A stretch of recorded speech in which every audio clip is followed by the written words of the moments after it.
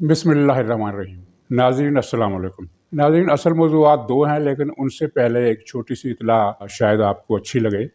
और वो ये है कि नया केयर टेकर सेटअप हो सकता है कि अंदाज़ों से पहले ही कायम हो जाए, और इसके लिए तफसीलात जो है वो तय हो चुकी हैं। और मुझे एक नाम का पता चला है सिंध की हद तक कि सिंध में ये केयर टेकर की ज़िम्मेदारी हारून फैमिली के, महमूद हारून फैमिली के किसी आदमी को दी जा रही है, और जिनकी माजी में भी आपने देखा होगा कि कई मरतबा ये लोग, हारून फैमिली के लोग, इस तरह के सेटअप में आते रहे हैं। और इसके अलावा कुछ दूसरे लोग भी हैं जिनके बारे में ये पता चला है कि उनकी साख निस्बतन बेहतर है। पिछली मरतबा 2018 में तो अखलाक बाख्ता किस्म के लोग जो थे, दिवालिया, अखलाकी तौर पर दिवालिया लोग जो थे, केयर टेकर के तौर पर बिठा दिए गए थे। और इस मरतबा यही रिपोर्टें आ रही हैं कि निस्बतन मोतदिल और माकूल किस्म के, यानी जिनकी ख़ानदानी शराफत की लोग गवाही देते हैं या उनको ख़ानदानी तौर पर शरीफ तस्लीम किया जाता है, इस तरह के लोग लाए जा रहे हैं। और ये सेटअप बहुत जल्दी बन जाएगा। और अभी ये कोई क्लैरिटी के साथ ये बात तो नहीं की जा सकती, लेकिन ख्याल यही है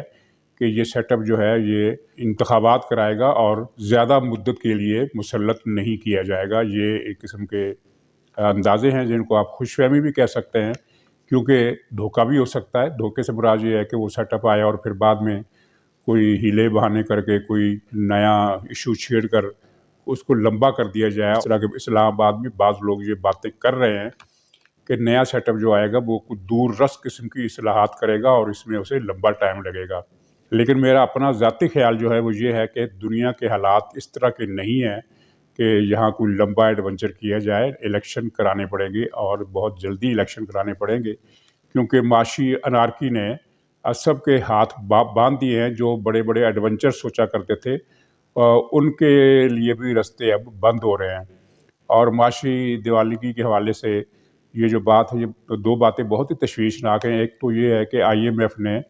पाकिस्तान की हुकूमत को रोक दिया है कि वो IMF की इजाज़त के बगैर स्टेट बैंक से कोई रकम नहीं निकलवा सकती। ये इससे पहले हमें दुनिया के किसी मुल्क में ऐसा वाक़या होने की कोई इत्तला नहीं है। और दूसरी बात यह है कि सऊदी अरब ने $3 अरब भिजवा दिए हैं, और ये $3 अरब हमें 1 साल के बाद वापस करना पड़ेंगे। और आपके सामने है, बताने की ज़रूरत नहीं कि पाकिस्तान 1 साल के बाद क्या ये $3 अरब वापस करने की पोजीशन में होगा। मेरा ख्याल है कि नहीं होगा, क्योंकि पाकिस्तान की माशी अमूर पर जो गिरफ्त है वो उसके हाथों से फिसल गई है,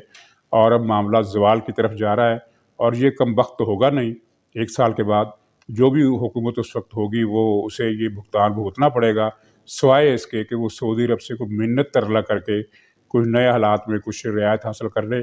वरना कॉमन सेंस की बात है कि $3 अरब 1 साल के बाद हम कहाँ से दे सकते हैं। इस कमबख्त ने $25 अरब का कर्जा पाकिस्तान पर चढ़ा दिया है, और ये कर्जा जो है ये नाकाबिले तसव्वुर हद तक इसका हुजूम बहुत ज़्यादा है, और पाकिस्तान सोच भी नहीं सकता कि ये कर्जा कितनी सदियों में वो उतार पाएगा। ये इसने इमरान खान ने ये करना था, और ये माशी अनारकी और माशी तबाही और माशी तौर पर जो ज़ंजीरें हमें लिपटा दी गई हैं, जिनमें हमें जकड़ दिया गया है, उसके बाद फिर मेरा ख्याल है कि ये इस तरह का एडवेंचर के केयर टेकर हुकूमत जो है वो कोई इस्लाहाती एजेंडे पर शुरू हो जाए, ये शायद मुमकिन ना हो, बहुत मुश्किल हो जाए, और मामलात उसी तरफ आएंगे जिस तरफ आने से पाकिस्तान के लिए कुछ साल्वेशन का पहलू निकल सकता हो। नाज़रीन, दूसरा मौजू जो है, जो असल मौजू है, वो ये है कि तहरीक लब्बैक को पाकिस्तान के अगले इलेक्शन में जिस तरह के बाज़ लोगों का ख्याल है कि कुछ ताकतें मुस्लिम लीग नून के ख़िलाफ़ इस्तेमाल करेंगी, राय आमा के हवाले से भी, और वोट के हवाले से भी, और तशद्दुद के हवाले से भी। तो क्या ये मनसूबा अब लपेट दिया गया है? मेरा ख्याल है कि इसको लपेटना पड़ेगा। उसकी वजह ये हुई है कि सियालकोट में जो सानिया हुआ है, जिसमें श्रीलंकन जनरल मैनेजर को, फैक्ट्री के जनरल मैनेजर को तौहीन मज़हब का इल्ज़ाम लगाकर, गलत इल्ज़ाम लगाकर जिस तरह मारा गया, और जिस तरह उसकी लाश को आग लगाई गई, तो उसके बाद से जो रद्द-ए-अमल हुआ है पाकिस्तानी सोसाइटी के अंदर, वो अपने असरात और नताइज के लिहाज से बहुत हमागीर और बहुत गहरा है। یہاں میں یہ بات واضح کر دوں کہ اس سانحے کا تحریک لبیک سے کوئی براہ راست تعلق نہیں ہے۔ وہ جو جن لوگوں نے قتل کیا ہے اور جو قاتل ہیں وہ بھی تحریک لبیک کے ممبر نہیں ہیں، یعنی تحریک لبیک کی قیادت کسی بھی حوالے سے اس واقعے میں ملوث نہیں ہے، لیکن اس کا سارا جو ملبہ ہے وہ تحریک لبیک پر گر رہا ہے۔ اور اسی طرح ہوتا ہے، ماضی میں بھی ہم نے دیکھا کہ بہت سارے واقعات ایسے ہوئے کہ جن میں کسی کو مکافاتی عمل دیکھنا پڑی کسی اور معاملے میں، جو اصل واقعات تھے ان پر ان کی گرفت نہیں ہوئی۔ تو تحریک لبیک کا جو ماضی ہے، وہ جب اس نے پچھلی مرتبہ دھرنے دیے تھے تو اس وقت بھی انہوں نے کچھ لوگوں کو بے گناہ قتل کیا تھا، اور اس جلوس میں بھی انہوں نے 8-9 پولیس والے بے گناہ قتل کیے، اور بہت ساروں کو، سینکڑوں کو اتنا شدید زخمی کیا کہ ان میں سے کچھ معذور ہو گئے اور کچھ ابھی تک زیر علاج ہیں۔ یہ بہت بڑا بھیانک واقعہ تھا، تو اس کا نوٹس تو نہیں لیا گیا بلکہ معاملہ ختم کر دیا گیا۔ ایک حکومت کے وزیر نے کہا کہ یہ تو ہوتا ہی رہتا ہے، اس طرح کی چیزیں، اس طرح کے معاملات کو کیا اٹھانا۔ لیکن یہ ثانیہ سیالکوٹ جو ہے، اس کے بعد سے رائے عامہ کا جو منفی رخ ہے وہ تحریک لبیک کی طرف ہو گیا ہے، کیونکہ تحریک لبیک کے حوالے سے یہ رائے پختہ ہو گئی ہے کہ پرتشدد رویوں کو ابھارنے میں اس نے پاکستان کی تاریخ میں سب سے زیادہ کام کیا، اگرچہ یہ سوچ ٹھیک نہیں ہے، کیونکہ پرتشدد رویوں میں طالبان کا کوئی مقابلہ نہیں ہے۔ تحریک طالبان پاکستان کا، جو اس وقت حکومت پاکستان کی ڈارلنگ ہے اور جس کو وہ اگلے الیکشن میں اپنے مخالفوں کے خلاف استعمال کرنا چاہتی ہے، یہ الگ بات ہے کہ اگلے الیکشن میں یہ حکومت اور یہ پارٹی موجود ہی نہیں ہوگی۔ تو لیکن تحریک لبیک کے بارے میں یہ پختہ خیال ہے کہ اس کو استعمال کیا جائے گا بعض لوگوں کا، یہ بعض لوگوں کا پختہ خیال ہے اور بعض حلقوں کا، کہ اس کو مسلم لیگ کے خلاف استعمال کیا جائے گا۔ اور اس کی بنیاد اس بات پر ہے کہ یہ تحریک لبیک بنائی ہی اس لیے گئی تھی کہ مسلم لیگ کا انتخابات میں راستہ روکا جا سکے، اس کے علاوہ اس کو بنانے کا کوئی مقصد نہیں تھا۔ اور اس سے پھر ضمنی مقصد حاصل کیے گئے، اس کے ذریعے مسلم لیگ کے لیڈروں کی اور وزیروں کی گھروں پر ان کی املاک پر حملے کیے گئے، ان کے گھر جلائے گئے، ان پر گولیاں چلائی گئی، احسن اقبال کو بھی گولی لگی۔ تو یہ سارا سلسلہ چلتا رہا، جس کو پی ٹی آئی کی بھرپور حمایت حاصل تھی۔ آپ کو یاد ہوگا کہ جب احسن اقبال کو گولی لگی تھی تو تحریک انصاف کے حامد دانشوروں نے ٹی وی پر یہ کہا تھا کہ دراصل غیرت ایمانی کا تقاضا ہے کہ عوام کے جذبات ہیں، ان کا خیال رکھنا پڑے گا، ان کی مذمت نہیں کی جا سکتی۔ اور پی ٹی آئی کے ایک لیڈر ہے برار الحق، جو بڑے ننگے قسم کے گیت بھی گاتا رہا ہے، اس نے کہا تھا کہ میں احسن اقبال پر حملے کی، ان کو گولی مارنے کے واقعے کی مذمت نہیں کر سکتا، کیونکہ یہ معاملہ عوامی جذبات کا ہے۔ تو انہوں نے تائید کی تھی۔ تو اس بنیاد پر یہ جو لوگوں کے اندازے ہیں کہ اگلے الیکشن میں بھی مسلم لیگ نون کے خلاف اس کو استعمال کیا جائے گا، اور مسلم لیگ نون کی ریلیاں بھی درہم برہم کی جائیں گی، مسلم لیگ کے لیڈروں پر حملے بھی کرائے جائے گا، ان کا ووٹ بینک بھی توڑا جائے گا۔ تو اگر میں ان کی صداقت پر کوئی دعویٰ نہیں کر رہا، لیکن اگر ان کی یہ باتیں سچ ہیں، یہ اندازے سچ ہیں، یہ رپورٹیں سچ ہیں، تو پھر کہنا پڑے گا کہ کاتب تقدیر نے ثانیہ سیالکوٹ کے ذریعے اس معاملے کا رخ موڑ دیا ہے۔ اب تحریک لبیک نہ صرف یہ ہے کہ کوئی بڑے پیمانے پر کارروائی کرنے کی اہلیت سے محروم ہو گئی ہے، بلکہ وہ ووٹ بینک توڑنے کی پوزیشن میں بھی اس طرح نہیں رہی جس طرح کہ پچھلے الیکشن میں خیال کیا جاتا تھا کہ وہ ہوئی، کیونکہ اس نے پچھلے الیکشن میں 22 لاکھ ووٹ حاصل کیے تھے، جو کہ بہت بڑی تعداد ہے، اور وہ ووٹوں کے لحاظ سے پنجاب میں تیسرے نمبر پر آئی تھی یا لائی گئی تھی۔ تو ناظرین، اس وقت مسلم لیگ کے خلاف ایک اور پارٹی بھی بنی تھی، یہ جماعت الدعویٰ کے لوگوں پر مشتمل تھی، اور اس سے بنانے کا مقصد بھی یہی تھا کہ مسلم لیگ نون کا ووٹ بینک توڑا جا سکے۔ لیکن ہوا یہ کہ جو جماعت الدعویٰ کے لوگ تھے وہ اس سازش کو سمجھ گئے کہ یہ سازش جو ہے یہ پاکستان کے خلاف ہے، یہ مسلم لیگ کے خلاف یا نواز شریف کے خلاف نہیں، اس کا نقصان پاکستان کو ہوگا۔ اور جیسا کہ ہوا سب نے دیکھ لیا اب،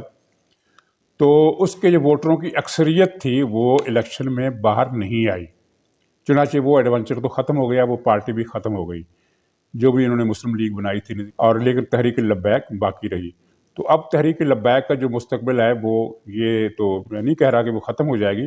لیکن اس کا جو ڈنک ہے مین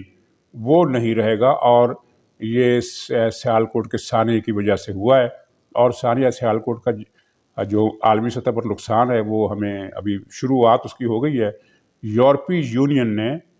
کل باقاعدہ پاکستان سے مطالبہ کر دیا کہ جواب طلبی کر لی، جواب طلبی یہ کی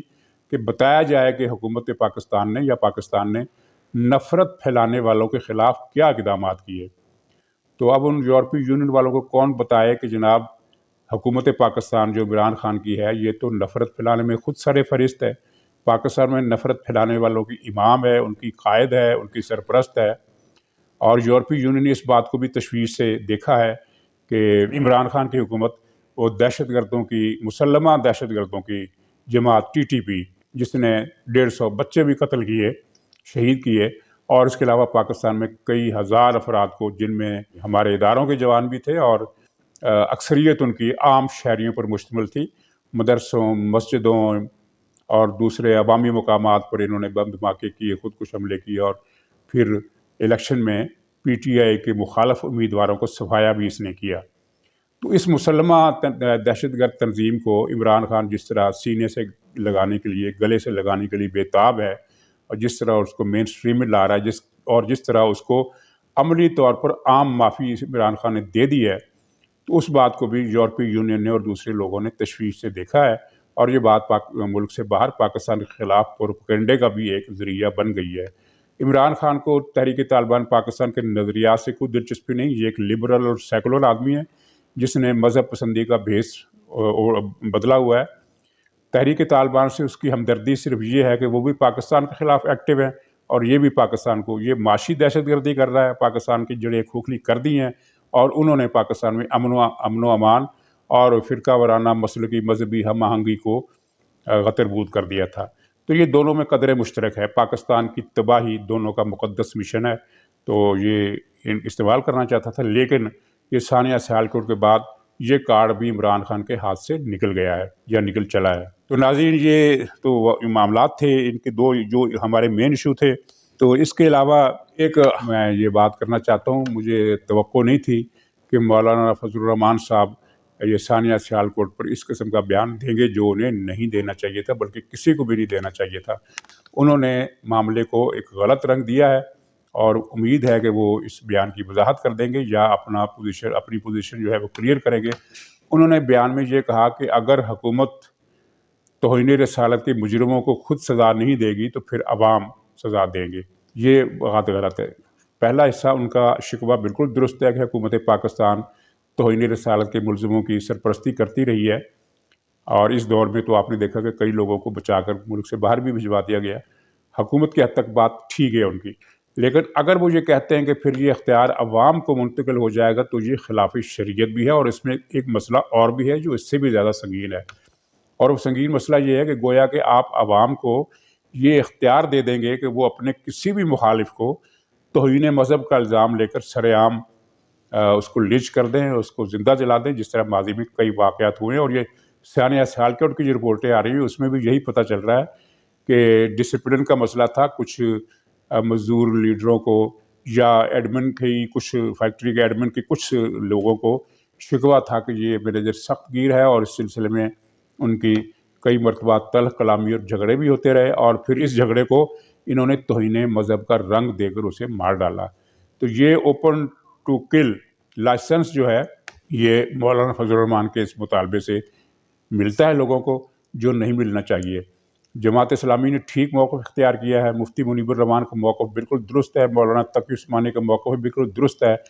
اور ان تینوں کے موقف کو سامنے رکھتے ہوئے امید ہے کہ مولانا فضل الرحمان صاحب بھی اپنے موقف کی وضاحت کر دیں گے۔ یہ بیان ان کی طرف سے نہیں آنا چاہیے تھا، اور اس کے آنے پر مایوسی ہوئی ہے۔ اور چلتے چلتے الیکشن کمیشن نے جو حکومت کو ایک نئی مصیبت میں پھنسا دیا ہے، اس کا ذکر الیکشن کمیشن نے کہا ہے کہ جناب ہمیں 70 مشینیں دیں، ہم بلدیاتی انتخابات میں ان کا ٹرائل کریں گے اور یہ ٹیسٹ کریں گے، اس کے بعد پھر اگر یہ مشینیں کامیاب ہوئی تو پھر ہم اس ای وی ایم کو گو اہیڈ دیں گے، اس کو گرین سگنل دیں گے، ورنہ نہیں دیں گے۔ اب مسئلہ یہ ہے کہ جب یہ مشینیں ٹرائل میں آئیں گی تو ان کی ہیکنگ کا اور جو اس میں جو دوسری خرابیاں ہیں، ڈیٹا چوری کرنے کا، ڈیٹا بدلنے کا، یہ سارے مظاہر جو ہے وہ عملی طور پر ثابت ہو جائیں گے، تو پھر حکومت کے لیے مشکل ہو جائے گی۔ حکومت نے ابھی تک اس مطالبے کا جواب نہیں دیا ہے، لیکن بات ظاہر ہے کہ اگر حکومت نے بات آگے بڑھانی ہے تو اس کو 70 مشینوں کی حوالگی کا فیصلہ کرنا پڑے گا اور الیکشن کمیشن کی بات ماننا پڑے گی۔ ویسے آپس کی بات ہے یہ باتیں تو بہت بات کی ہیں، اس سے بہت پہلے ہی بہت کچھ ہو جانا ہے۔ تو ناظرین اجازت دیجیے، انشاءاللہ کل دوبارہ ملاقات ہوگی، تب تک کے لیے خدا حافظ۔